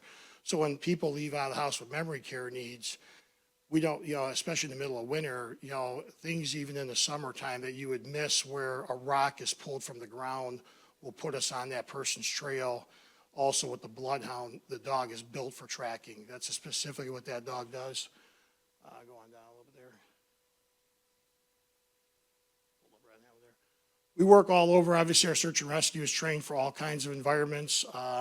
Whether it's search and rescue, we have a tremendous amount of technologies. Thank you for providing that for us as a taxpayer. Our handheld scanners, our 360 sonars, all of our rescue boats are equipped with sonars. We deploy 4 very specialized boats in the county that respond immediately when a drowning occurs.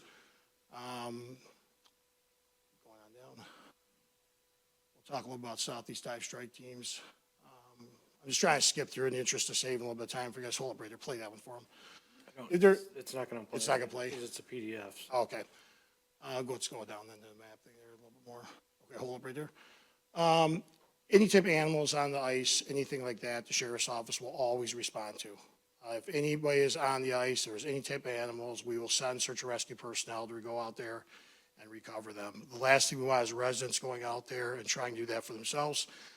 Boats, obviously wake boats are an issue in the county. We've had several boats swamped. We had accident we're dealing with from last night still. We were out till 5 a.m. last night dealing with this, but the boat that, if any boats capsize in the water, any of that, we have all kinds of equipment to lift the boats out of the water, trash pumps, all that kind of stuff we could do salvage work with. Confined space training, go straight down through. Keep going down there. Again, the team is always training in multiple disciplines. Keep sliding on down.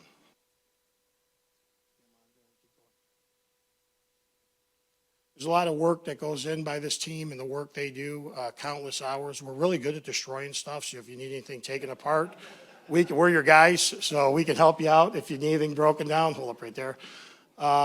Again, we're constantly training to be better, and around our building, you'll see a lot of signs that are called Game Ready. We truly believe in that. All equipment is ready to go 24/7, 365. People are on call, and we're ready to respond to those emergencies. Hoping we obviously never have to respond to them, but if unfortunately, right now, there's somewhere that a family is having the absolute worst day of their life. What I can tell you is our people are going to do everything they can to get there as fast as we can. And they do. Craig and all the others that work for me, within a moment's notice, those officers are screaming across this county trying to rescue and save someone.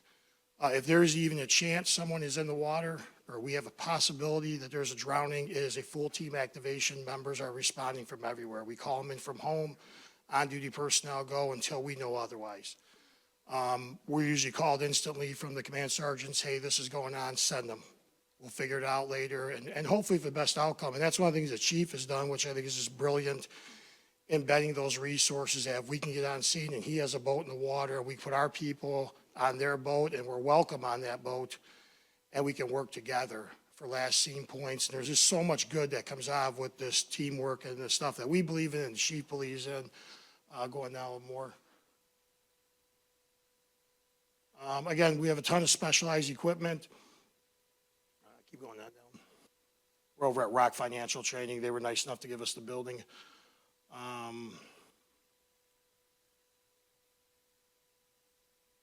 This is some rappel training the guys are doing down there, down in Pontiac.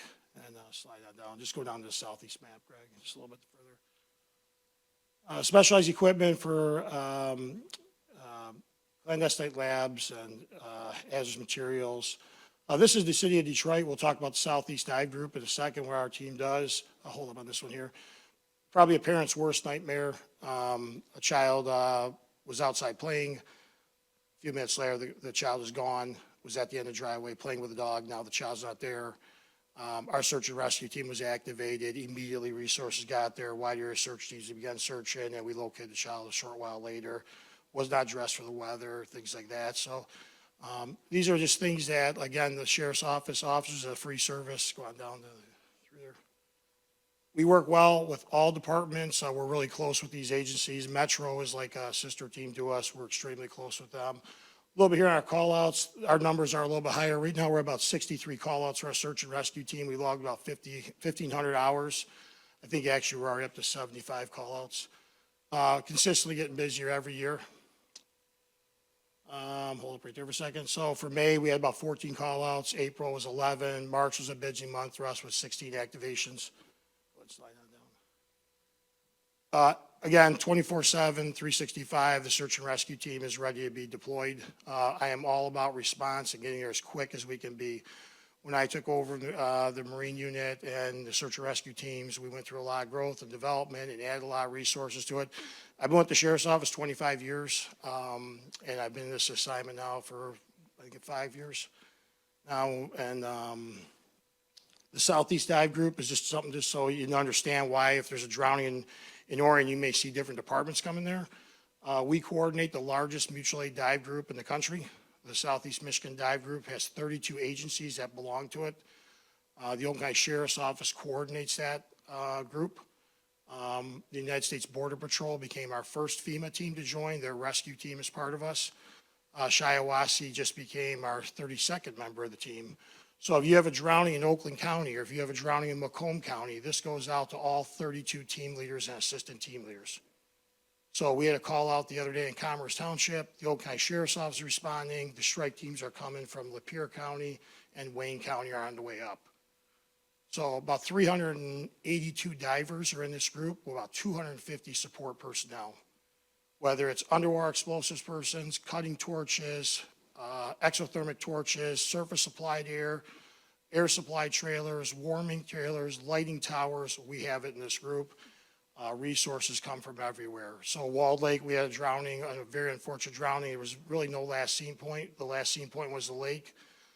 Multiple strike teams responded there. We were put down a situation would take us maybe a week or so to find someone. The recovery was made faster. So that's what cooperation and teamwork, and we're all about working together. Slide down real quick. Just keep going down. They'll list all the agencies that participate. We'll just go down to the map real quick. We also have what's called associate members. These are agencies that do not deploy a dive team but would like to be associated with the group.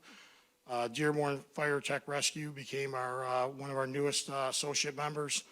And again, we're the only group that's represented in 3 states. We're in Michigan, Ohio, and Indiana. We're called Region 5. Slide down just a little bit.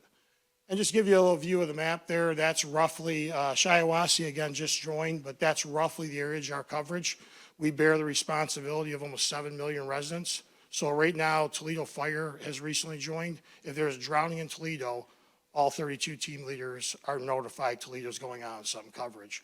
We've had multiple drownings occur in our county. You have multiple teams coming. It's all about working together. You would probably have a hard time to tell who's the Wayne County guys from the Detroit or Lapeer because we train constantly, we work together. And the group has a saying, it's called same goals, no egos. And we really believe in that. It's all about working together. And that's what we promote in search and rescue. And it's been a long journey as we continue to grow this group. So that's your search and rescue team that is always in the county. And again, I know we're going to take some Marine questions later. I'm sorry I went through it so fast, but I know there's only so much time. You guys got a lot to cover, so you can just slide all the way down. And I'll take questions at the end if you have them, but we'll talk about Marine and stuff like that. So, okay? Yep. Thank you.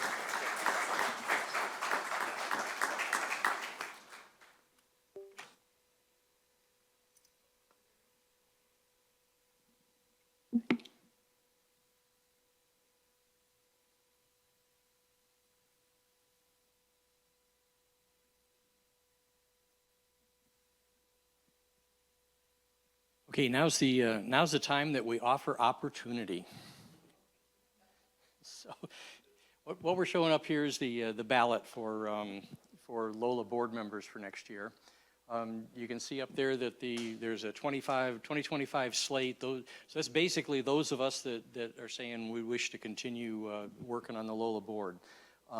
We have got opportunity for additional help.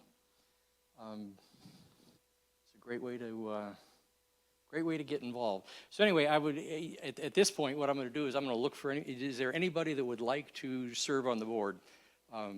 The election is really, I got openings up there. If anybody wants to join on the board, we'd love to have you. But short of somebody else getting up there and getting a bunch of names, there's really not much reason to have an election because that's us. But if you were here last year or even the year before, I kind of made the same speech and solicited some help, and we've gotten some really good help that way. They got you 2 years ago. Got Nathan last year.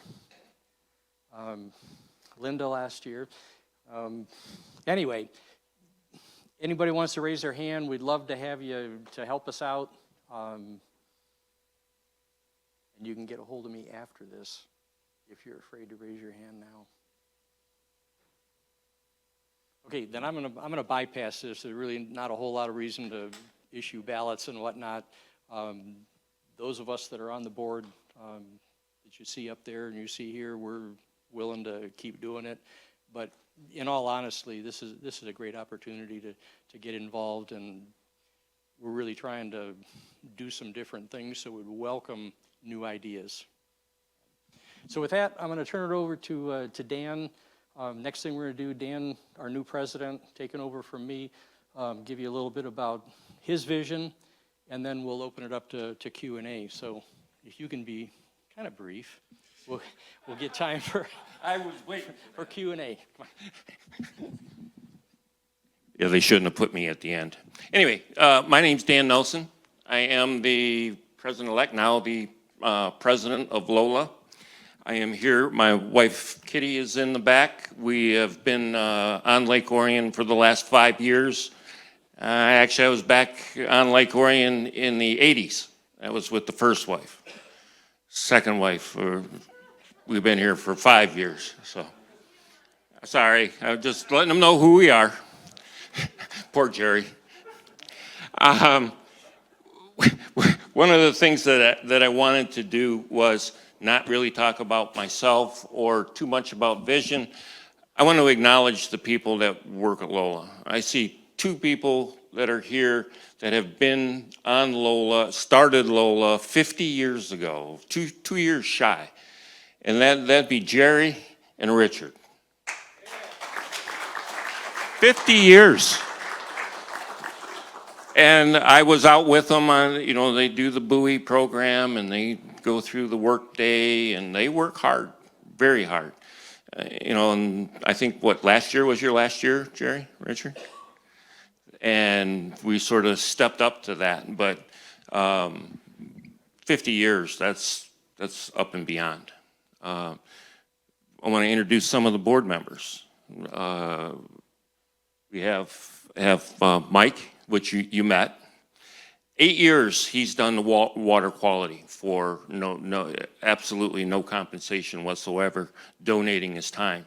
Rick and Pam Dipple. Rick was a business owner. Pam comes from corporate, keeping track of money. We got Nate. Everybody familiar with Cook Dairy? Nate Cook. I love his ice cream. And the ranch. The ranch dressing. Jim Barry. Here's a character. Okay, Jim is involved in everything. He came to us 2 years ago. You saw what he put on with the fishing derby. He saw a need. He followed George into the village politics. He's on our planning commission, and he is now our president-elect. That's a dedication to the community right there. I can't. Then we have Dino. Everybody knows the sandbar, right? Dino's Island. He's also in the real estate industry. Has been him and I have known each other for 40 years. And Dino is also a reserve officer on the Marine unit with both Macomb County and LOPD here. Linda Crane, very heavily involved with the city, the DDA, a lot of other projects. She knows how to go find the information that you're looking for. And I'm following her cue on all the investigations right now that she's doing. This man right here, I'm not going to be able to follow very well. Well, I might be able to screw up the technology like that, but George is going to be a hard act to follow as far as the dedication, the passion, what he's put into the lake. I personally want to thank you for the time that you put in. 2 years at that job, what you've done is a lot. One of the things that George did, his background is engineering, so he's very methodical on what he puts together. Last year, we set as a board 3 goals, and those 3 goals were, what were they? Communication. We wanted to increase communication. That's what we did with the website. We wanted to continue to work on membership, which has been a, what do you call it, Dino? Uphill battle. Okay. With that, and he also worked on communication, membership, and safety. Safety has always been the issue with myself since I got on the board 2 or 3 years ago, 2 years ago. Safety turns into a lot of things. The chief already talked about the overcrowding on the lake. We've done studies over the winter where we had individuals, we had, what was her name? Holly Pfeiffer. She owns a title company. Her parents live on Park Island. She helped us investigate and verify information. We had Kalen, an environmentalist that lives off of King Circle. And he worked very hard on finding out the access to the lake. It was a challenge to find out what the rules are, because there's probably about 17 sets of rules that are out on the lake right now amongst the different groups. So we wanted to find out where we could start from and where we're going.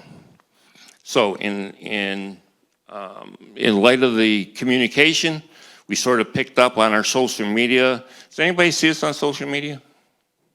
You do, okay? Feedback, good, bad communication, you like it? Okay, good, because we're gonna continue to use it. Once we increase the communication, the last thing that I'm going to do is I'm going to change one of George's goals. We're going to stay with safety, we're going to work with membership, but we want to work specifically with the community. That fishing, little derby thing that you saw, presentation that you saw at the beginning, that's what Lake Orion should be. Right there, community events. We can organize better with the uphill battle if we bring everybody together. I know we have the commercial groups now that are up and down M24. I know they're organized on Park Island. I know we have the boat club, which we have now entered a new relationship with. We have homeowners, Dino's Island out there. We have the park. So these are the things that are going to be important. I'm going to ask the board to bless those 3 goals for the year, which will be continued membership, communication, and community. So if there's anything that you folks need from the community, let us know. Unfortunately, these association meetings sometimes are, I'll choose my words carefully, bitch sessions. And that's not what Lake Orion's all about. These are great people that are involved with what they put together. The time that they donate for you it's just something that's great. And I mean, these are a group of people that I'll do battle with, you know, so, well, not do battle, I'll go to battle with you, put it that way. And that should be it. The only thing, the last thing that we're doing is the chief has asked us, we have a subcommittee that we've put together between the village council and the township council to try to get some communication here and what we can do with some safety concerns. Safety, safety, safety. So the overcrowding issue is really a safety issue to me. So that's why we'll continue, you know, along those lines. So the communications there, we have another meeting. We found a consultant that'll come in and do a lake study. I know several people on that committee ask for data. We're going to give them data. We're going to give them all the data they want. And then we're going to sit down and see if we have an overcrowding issue, other ways that we can enforce and communicate to see if we can alleviate any of this. Because what I don't want to happen is we've been real lucky. No one's been hurt on the lake. Some of us are going, I don't know how, of some of the things that you see. But, you know, one of the things that I found sort of, I was curious in the subcommittee meetings is our politicians, we need to communicate with better. They need to know what our issues are on the lake. So please, if you live in the township, communicate with your representatives. If you're in the village, please communicate with your representatives. Email is powerful, okay? Because right now, when we go in front of the politicians, they look at us and say, give us the data. So we got to get the data. We're going to give them the data so they can make their decisions and govern. They can govern here in the township, and they can govern at the village, and we'll see how it comes out.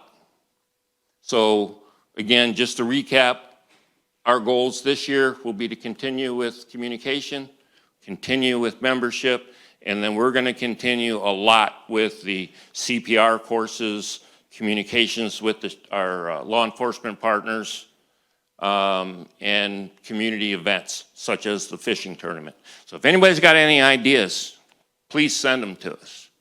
But I am, again, I'm proud of the people that work with us. If you can do anything for us at all, I know George asked for people on the spot, and it's hard to raise your hand. I was one that did that 2 years ago. But if you could be an ambassador for us, and the ambassador is talk to your neighbors. Okay, people, it's $20. Okay, $20. You saw the numbers. I actually have a lot of our, what's the district? The commercial district along M24. Those people are donating considerable sponsorship fees for the benefit of the lake. Without that, we wouldn't be having a pleasant meeting right now. Pam's report would be severely lacking. So we've made a lot of accomplishments in the last 2 years. We now got the balance up a little bit so we can do functions like send a couple officers to the Marine training. I mean, that's good stuff. The fishing derby, the kids, get them used to seeing the badges, the rules, the environment. Bring them up while they're young. Rob was talking about high school teams. Okay, that's who needs to be out there. That's where our safety issues are. Because unfortunately, when you see the old guys like me out there, we're too far gone. you want to deal with the kids and the youth and teach them. So with that, if anybody has any data for us, I want to collect all that because we have a subcommittee meeting on the 9th where we're going to be presented from a consultant all the data that they have available, and it's a little expensive, but that's stuff that we'll figure out how to get it done. We've got a lot done this year, and we plan on getting even more done next year. Oh, and the priority sheet. If everybody saw the priority sheets that they handed out at the beginning, if you please fill those out and turn them in, that sort of helps us go forward. We want to hear, do you believe we have an overcrowding issue? Do you believe we have a safety issue? Do you believe, whatever your beliefs are, I mean, this is what we're here for, okay? I'm a real estate broker by trade, 40 years. I understand property values, and if LOLA wasn't here doing what we do, property values would dive. If we didn't have the program, the weed management program, we'd have a cesspool for a lake, property values dive, okay? If we have accidents, word gets out, we're not a safe lake. There's overcrowding issues. That affects property values. That affects me. That's what I do. I'm concerned about your property values and keeping it together and the communication. So if anybody's got any data for me, please send it through the contact form. Other than that, George, do you have anything that you want to add? Q&A. Officers, if you could come down, why don't you have a seat here? And our friend from PLM.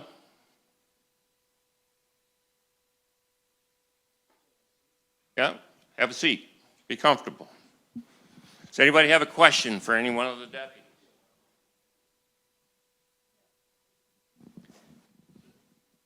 How many Orion Township lakes do you patrol?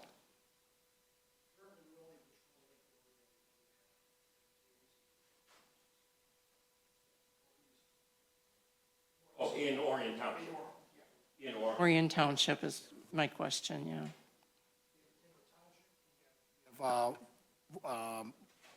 Part of Lake Orion is in there, and then Voorhees is in there. Voorhees. Yeah, that we patrol. Lake Orion, Lake 16, and Voorhees? I mean, we patrol all lakes in Oakland County. If you're asking for what lakes contract with the Oakland County Sheriff's Office, there's Yes. 18 communities. Okay. Those communities have chosen through associations to raise money. I think Orion Township actually pays for this contract, so the township puts the money in. In most of the communities we patrol, the lake residents would raise the money, go to their area. You can't contract direct with the Oakland County Sheriff's Office. The Board of Commissioners doesn't allow that. So you would contract with a municipality, and then they do the contract with the Sheriff's Office. In the township, you only have 2 lakes that we're on. Yep, yep. Anybody else? Where's PLM? Oh. Oh, you're gonna.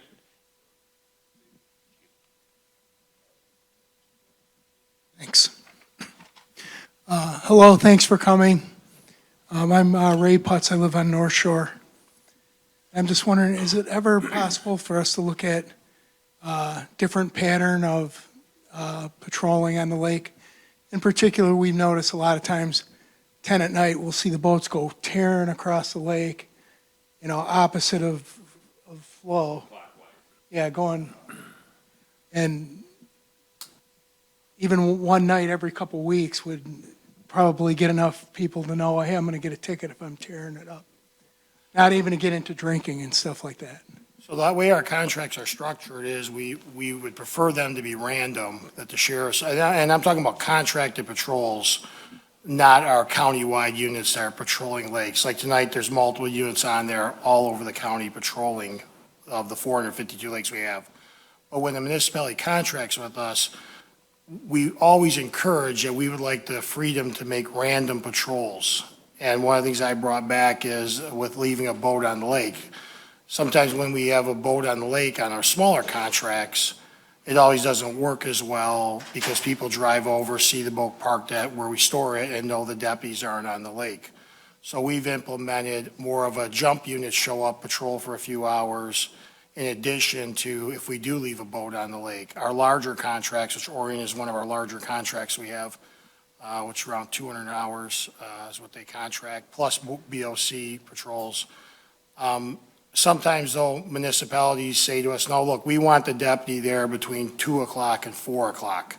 And I think the logic, what I've got feedback on is, I get it, there's stuff going on all over, but I want to go out and enjoy the lake between the hours of 2 and 5, and I know the sheriff's out there and the lake will be under control. So we really push the ability to have freedom with the schedules for random patrols. One of the things we've talked about is having the deputies in a car at the boat launch. And, you know, that we're stopping at Cass Lake, which is, if you think you have problems here, let me take you to Cass Lake for a day. At times, we have 19 deputies out there to maintain order. You have 3,000 people on the sandbar and a lot of issues going on. Thanks to the specialized grant from Rosemary Bear, who stepped in, Senator Bear, and the Oakland County Board of Commissioners, I think 3 years later, Cass Lake has seen a very big change in behavior on that lake. But we certainly like the random patrols. But at that boat launch, one of the things we are doing is stopping potential hazards before they go in. Somebody doesn't have a life jacket. And when we just advise, like, hey, you know, your boat's not registered, we're just giving you a friendly warning. If you put it in the water, we're going to write you a ticket. Or, hey, do you have, you know, you're wearing the wrong life jacket. Those are teaching moments they might not understand. The other thing, though, one of the things I keyed in on was, you know, the invasive species and stuff. One of the things those deputies are making sure that happens too is, which is now part of the new law, is pulling your drain plug before you leave that lake. So several lakes that we've asked for freedom to do that with, and some of the contracts give us that freedom. Ultimately, the contract does not require us to adhere to hours. It says you'll contract X number of hours with the sheriff's office, and we have the ability to be flexible, but we do have some contracts where they really say, I would like the hours between this and that. So hopefully that answers. I have a question. I ask it every year, so maybe something's changed since last year. But, and I think I know the answer anyhow, but illegal buoys, there's a bunch, not a bunch, but there's some out there that are hazards to navigation. And yet every year it's still sitting there. And there's a couple big red ones that I'm thinking. Okay, the buoys are handled by the DNR, which we don't have a representative here tonight to answer that question. The only buoys that I know on the lake that are permitted are the 17 that LOLA has maintained for 50 years. So, huh? Since 86. Okay, so if on this, again, and George mentioned earlier, we are not an enforcement body. We have no authority to go out and ticket or pull somebody's buoys in or out. What they suggest is you take pictures. Okay, you have. Okay, how do you send them in? I was going to tell you how the instructions that they gave us was go through the poaching. There's a poaching, yep, you put it through that. So take a picture. They need to know the street address to it. Well, yeah, Google will take care of you, okay? What I can tell you on buoys is that the DNR issues permits for buoys, and the state will not issue a permit to a buoy unless there's a public interest. So like a swim area that's open to the public, they'll issue a permit for that. If anything is a navigational hazard, the Oakland Sheriff's Office has the authority to move navigational hazards from the water. We've made this very clear to the DNR, and we work very well with them. I'm not the agency that issues a buoy. So for us to drive around the lake and pull every buoy, we've offered to follow behind the DNR. I've offered to store the buoys. But if I pull your buoy and you show up with a permit and say, hey, you just took my buoy and I have a permit for that, because we're not the agency that issues that permit, we've asked for the issuing agency to come with us and drive around the lake. If they want to pull every buoy from this lake, we will gladly assist the state with doing that, but that's not the direction the state's going to go with. And they are so limited with DNR officers. They're down to 2 patrolling this area right now due to cuts. So the answer is, if it's a navigational hazard and you call our dispatch center, our officers will go out there and make a determination. And we've pulled several buoys that were navigational hazards. I did pull a FOIA with the state of Michigan, and I asked for every permitted buoy on the lake.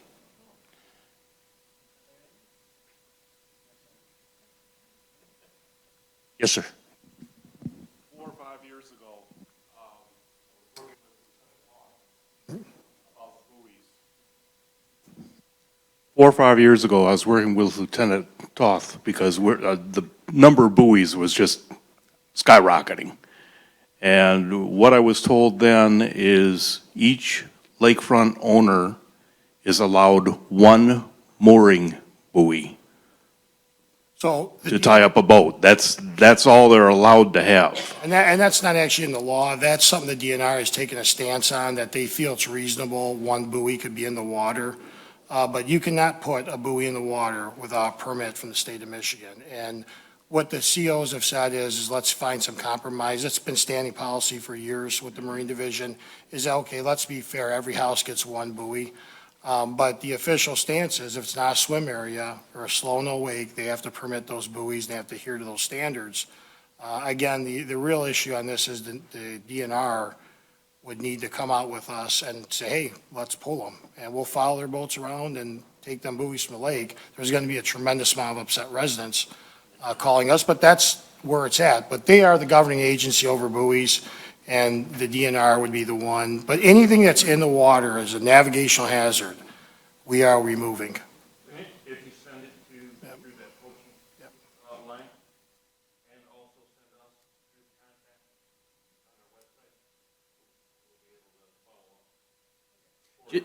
Just to, Again, LOLA is not an enforcement agency. just to follow up on that, I believe the buoys you're talking about are across from Romance Island, the two red ones right there. And from my perspective, those aren't a navigational hazard. Yeah, they're illegal because they're big red, balls in the water basically, but not a navigational hazard per se.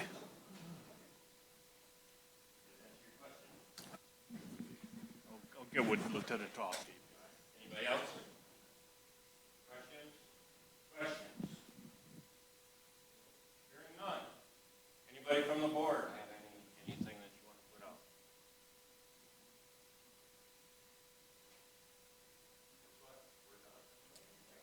Yes, sir.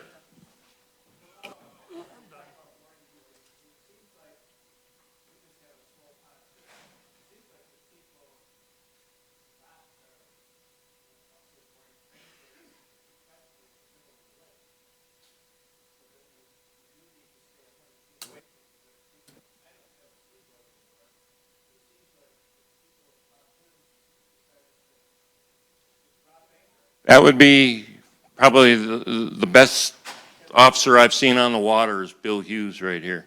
If he sees something like that, I'm sure he'll mention. Bill has always been great to educate rather than violate.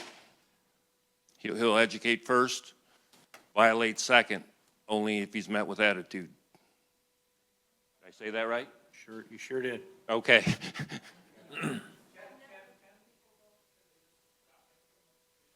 Now, that would be a navigational hazard if somebody is just like in the path of the waterway and they decide to anchor right there where traffic is, that would be a navigational hazard. Okay, and these gentlemen have offered to stick around for a few minutes, so if anybody's got any questions, please feel free to come on up and talk with them individually. Other than that, thank you very much for attending. Your membership and your involvement is very, very important to us. Very. I appreciate every single one of you taking out the time to be here. And again, last request, be an ambassador. Please tell people to get to the website. It's lolainfo.org. It's very easy. That's fine for the priorities? Yep, that's great. I'll collect them. Thank you. Thank you. Everybody have a great night.